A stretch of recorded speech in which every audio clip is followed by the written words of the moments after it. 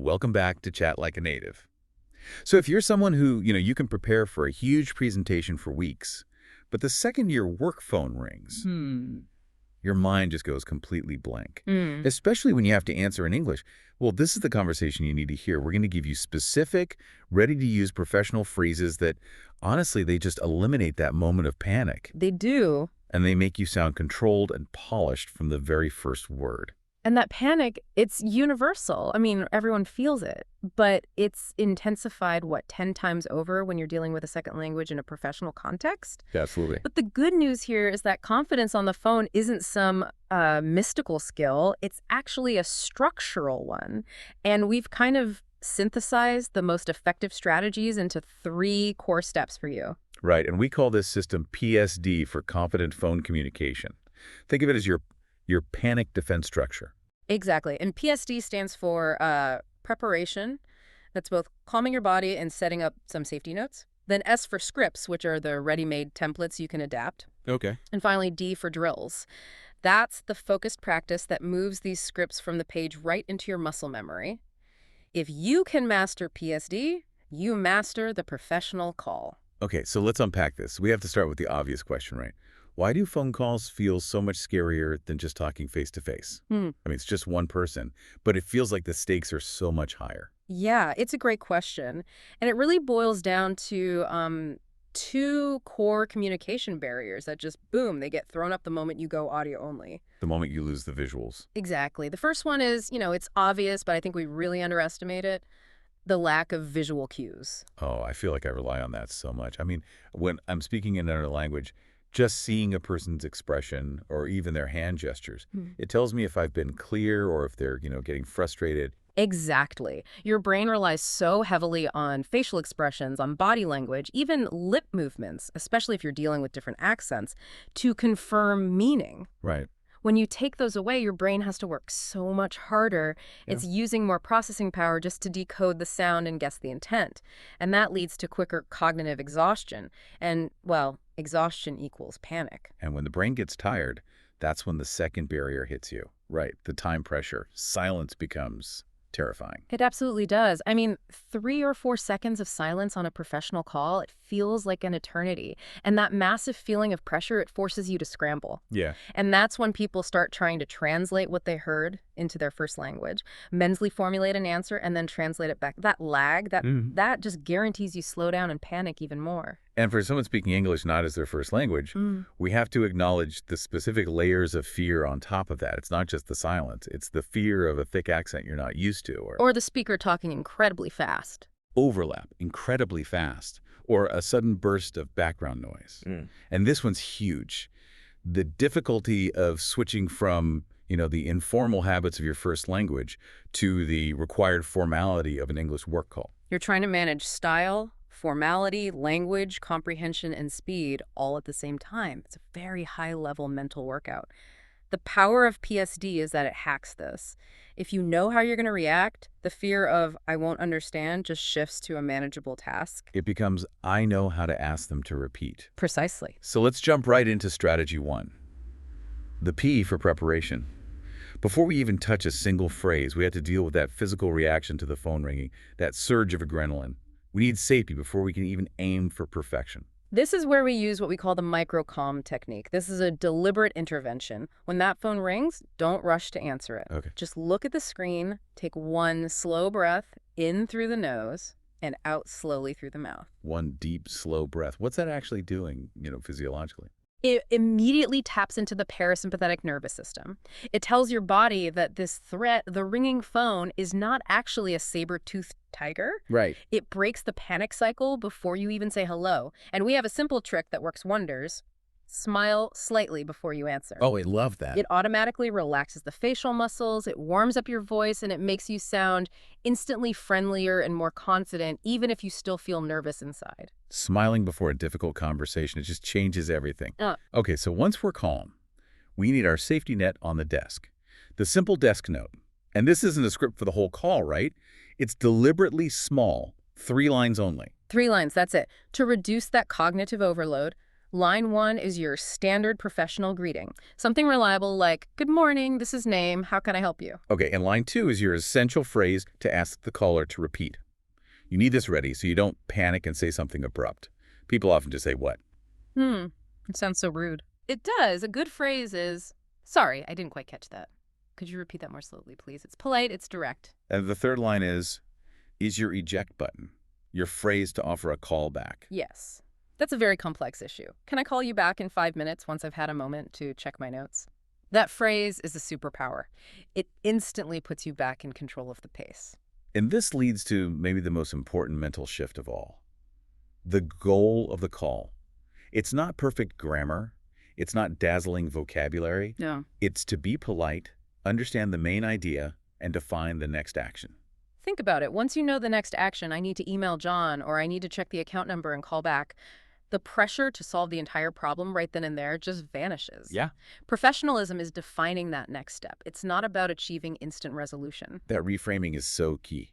Okay, let's move into the S of PSD scripts. These are the templates we can use and adapt, all built on that same core structure: greeting, reason, action, and close. Okay, so let's look at scenario 1. Handling an unexpected call at work. You pick up, and you need to sound professional immediately. The standard greeting sets the tone. So like, company name, your name speaking, how can I help you? Exactly. Clear, efficient, polite. Now let's say they ask for someone who isn't there, or maybe you don't know who they are. You need a phrase for screening the call that isn't, defensive. A great option is, "May I ask who's calling, please?" Or, "Could you tell me what this is regarding?" That lets you gather context before you transfer them or take a message. And if the person they need is genuinely unavailable, taking a message is a chance to show you're organized. How do we do that smoothly? Well, you use the template. "I'm afraid she's currently on another line. Would you like to leave a message?" And then the most crucial step, this is what makes you sound so organized, is the confirmation. Repeating the details back? Yes. So just to confirm, that's Mr. Chen from Finance regarding the Q3 budget report. Correct. I'll pass on the message immediately. Confirmation ensures accuracy and it builds trust. Right. Okay, second scenario. Calling customer service. When you're the one making the call, you're in a less stressful position, maybe, but clarity is still everything. Absolutely. You lead with your identity and the reason immediately. Don't waste time. "Hello, my name is Your Name. I am a customer and I'm calling about a problem with my internet connection." And since those agents are often trained to rush through things, what are those safety phrases we can use when they speak too fast? Be polite, but be firm. "I'm sorry, I'm having difficulty keeping up. Could you speak a little more slowly, please?" That is perfectly acceptable. Or if you miss something specific, "I didn't catch that. Could you repeat the last 2 digits of the reference number?" Being specific helps them help you. That's smart. And if they ask for some complex info, like an account number you have to dig up, you can't just have awkward silence. You use a polite phrase to buy a moment. "Could you hold on for just 1 moment while I retrieve my account number, please?" It shows you're engaged and always, always close by, confirming the resolution. So, just to confirm, you are sending a replacement tomorrow, right? Exactly. Okay, third scenario, and this happens to everyone, clarifying a bad connection. You have to identify the problem professionally, not just shout, "I can't hear you." Yes, professional language is key here. You can say something like, "The line seems a bit unstable," or "I apologize, but your voice is cutting out quite a bit." That puts the focus on the tech, not on them. And if you miss one critical piece of data, like a time or a date, You use the structure. "I didn't catch what you said about the specific detail. Could you say that again, please?" It shows you were listening and you know exactly what you missed. and if the connection is just totally hopeless, we go back to the power of the callback. And you frame it professionally. You take ownership. "The connection is really bad on my side. I want to make sure I get this right. Can I call you back in a few minutes for a better line?" It allows you to reset and gather your thoughts. Let's move to some quickfire language upgrades, because sometimes confidence is just swapping one abrupt word for a polished phrase. It really is. So, mistake number 1, the greeting. A lot of people just answer with an abrupt yes. Yeah, or, "Hello, who is this?" Instead, use that formal greeting. "Good morning, company, your name speaking." Mistake number 2, not understanding. When panic hits, people revert to "what?" or "huh." We're eliminating those. Instead, Sorry, I didn't quite catch that. Could you repeat the last sentence for me? Or even, I understand the words, but could you explain what synergy report means? Good one. Okay, mistake 3. Asking someone to wait. Never say wait. Instead, could you hold on for just a moment, please? Or let me check that file for you right now. Using let me sounds so helpful. It does. It shows control. Number 4, asking for clarification on a complex process. Instead of saying I don't get it, try to make sure I fully understand is the first step A, and then we proceed to B.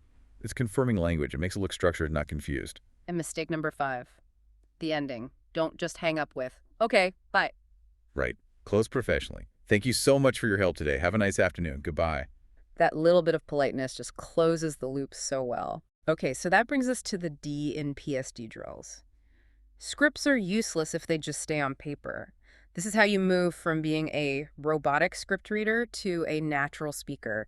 We call it the shadow think drill. I think the biggest fear people have with scripts is that they'll sound totally unnatural, right? Like a robot reading lines. Yeah. How does this drill prevent that? It's all about building structure flexibility. So the drill has 3 steps. Step 1 is shadow, copy.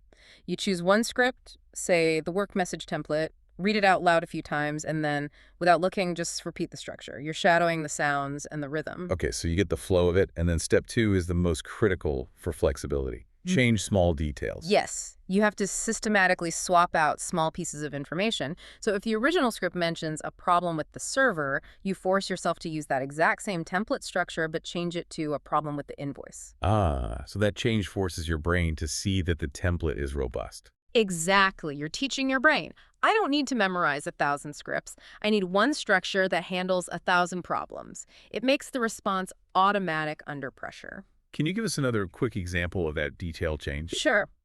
If your script for customer service starts, I'm calling about a problem with the delivery gate, your drill would be to swap that to, I'm calling to clarify the outstanding balance on my account. The first half of the structure stays the same, but the vocabulary changes. And step 3 is crucial for fluency. Think in English. When you do this practice, you have to move directly from one English sentence to the next without that mental translation step. And don't worry if you start slow. Slow, smooth, clear English is 1,000,000 times better than fast, halting, broken English. The drill's whole purpose is to internalize these templates so that your reaction is an English template, not a translation effort. Okay, to make this all stick, we need to put it into action. So we pulled together 5 practical micro tasks you can try this week. They're small, low stress, but really effective. Task 1, desk note setup. Right now, write and practice those 3 essential lines: greeting, repeat phrase, callback phrase. Read them out loud, standing up, 3 times.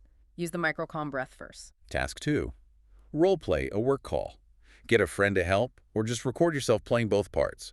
Practice taking a message for someone.